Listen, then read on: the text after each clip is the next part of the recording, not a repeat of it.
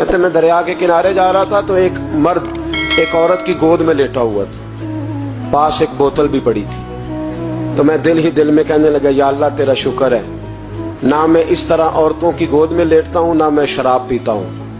کہتے میں سوچ رہا تھا، دعا مانگ رہا تھا، اچانک طوفان آ گیا. ایک کشتی دریا میں آ رہی تھی، وہ کشتی ڈوب گئی، 5 مسافر گر گئے.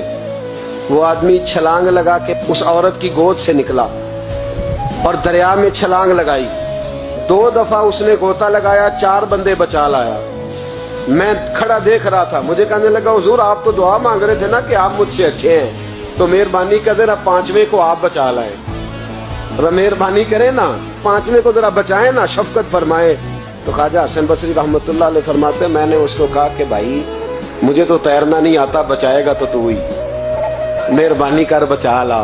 کہتے ہیں وہ چھلانگ لگا کے اندر گیا اور 5ویں کو بھی بچا لایا اور آ کے مجھے کہنے لگا حضور آپ نے ایک زیادتی کی، مجھے حقیر جانا، میں تو آپ سے فیض لینا چاہتا تھا اور آپ نے مجھے بدکار اور شرابی سمجھ لیا. حضرت حسن بصری کہتے ہیں میں بولا نہیں، لیکن اس شخص کا نور بصیرت دیکھو.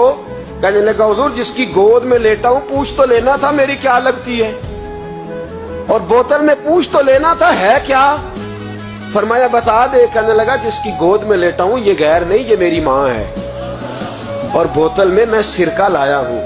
میری ماں نے میری تربیت کی ہے. میں صبح سے شام تک دریا کے کنارے بیٹھا رہتا ہوں، جو مسافر اترتا ہے میں نوکری کرتا ہوں. اگر روٹی کی ضرورت ہو تو کھانا دیتا ہوں، سرکہ دیتا ہوں. گھر جانا ہو تو وہ گھوڑا بندھا ہے، میں چھوڑ کے آتا ہوں. کاش کبھی آپ سوچ لیتے، غور کرتے، توجہ کرتے. ہم تو 1 منٹ میں بدگمان ہوتے. سوچا ہی مسلمان نے.